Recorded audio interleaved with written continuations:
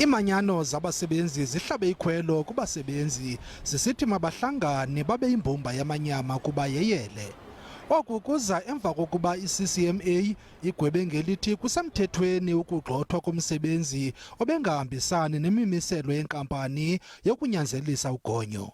Umfelandawonye wabasebenzi iKhosatu ugxeke kabukhali ezinye iinkampani esithi zisebenzisa umba wogonyo ukuzama ukugxotha nokungcuthekisa abasebenzi. Some of the companies are raising these issues with the pure purposes of dismissing people and not necessarily want to accommodate. Even within the current direction, we think this judgment is not even nearer to what is the intended of the directions.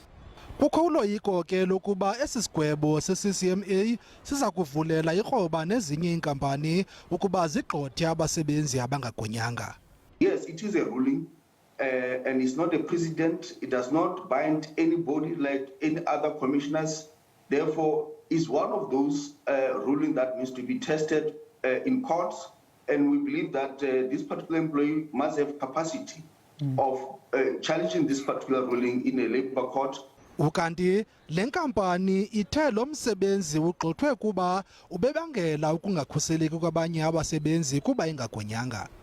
There is no basis of any employer to limit a right because he believes that the employee becomes a risk. Because it can happen that the person who is also vaccinated could be a risk to others.